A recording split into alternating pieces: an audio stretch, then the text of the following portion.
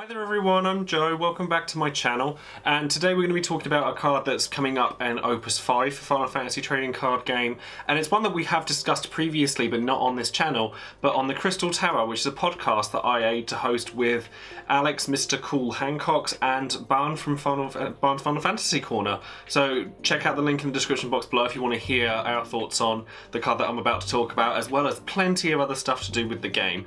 But anyways, let's continue with the video. Today we're going to be talking about Ozma, who, those of you who've played Final Fantasy IX know is a big gribbly-ass creature from that game that's now coming over into the Final Fantasy trading card game, and it's just going to be showing up on the screen right here. I do believe this is the first time that anyone's seen the card in English. We had it spoiled about a week ago in Japanese, but now you guys can see it in all its English glory. Ozma is the first 5 CP monster card, and it belongs to the Theatrhythm and Final Fantasy IX archetypes, and has the effect 0, which is a thing. Until the end of the turn, Ozma becomes a forward with 8,000 power, with Ozma doesn't receive damage from dark cards. You can only use this ability once per turn. He also has an S ability, or it also has an S ability, which is Flare Star. S, water, water, 2 of any colour, and dull. All the forwards your opponent controls lose 2,000 power for every CP required to play them in their cost until the end of the turn. You can only play this ability if Ozma is a forward rather than a monster.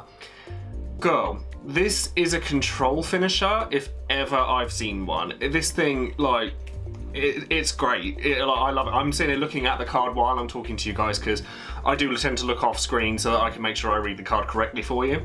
But honestly, this card has so many combos and so many synergies with so many things that I love it. Absolutely love it.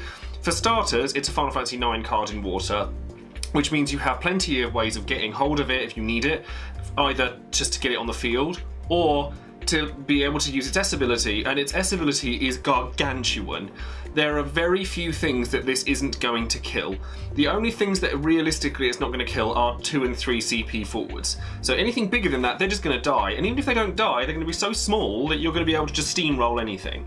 So I think that Ozma is definitely going to see play. But as I said, you know, you have FF9, it's an FF9 card, so you have both Steiner and Eiko that can search for it. It's a monster card, so you can have things like Mira or Realm be able to grab it from the deck. It just has so many synergies because it's just a part of so many archetypes. And the fact that it's one of the monsters that just becomes a forward and can start swinging at any time is really powerful. It doesn't take damage from dark cards. It's kind of irrelevant. I mean, it can deal in a fight with an Emperor, which is nice, but then if an Emperor's on the board, it can't use its ability anyway, so that's kind of pointless. But, so that bit's kind of, you know, notwithstanding, but the fact that you can play, say, Water, Wind, and then Valor for the board, and him still be there, so you can activate Ozma and start attacking with it, or Earth, Water, where you can play a Shantotto, wipe the board, and start swinging with it. This card is so perfect for control decks, it's not even real. It's got a board presence pretty much all the time. The only thing I can see that's a downside to it is the fact that it's a 5 CP monster.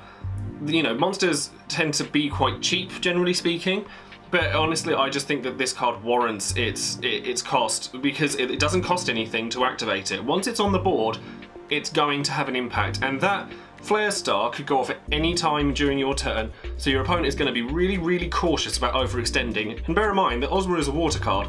Water decks have a tendency to just flood the board with tons of cards, and then just go in for the kill all in one go. If you have an Ozma on the board, that could happen at literally any time, so your opponent's going to be very wary of that. And their Shantottos and Valor-4s and all these board wipey things, they're not going to deal with that. And, you know, being a 5 CP monster is actually beneficial in one way, in that Dragon can't kill it, because Dragon can only hit things that are 4 CP or lower. So whether we see people start running Ahriman to deal with this card, it's very, very unlikely if it's the only target for Ahriman. But, you know, it means it has a use at least, because before now there were no 5 CP plus monsters. But yeah, I honestly think that this card is going to see a lot of play. I think it's really, really fun. I think that it's great for people who want to play slower, more methodical decks and ones that are punishing rather than, I'm going to smash your face in. I know the last couple of decks that I've posted are very kind of rush heavy, but in actuality, my favourite kinds of decks are control decks and decks that are slower and more methodical and play with the player rather than the deck. and this card is so perfect for me, and the fact that it's an FF9 card is just icing on the damn cake. So yeah, that's all for this video. I just wanted to kind of give you guys an overview of my thoughts on Ozma. There are other spoilers coming, I'm sure you guys are all aware. Opus V will be released in March, so we've got plenty to look forward to in the game.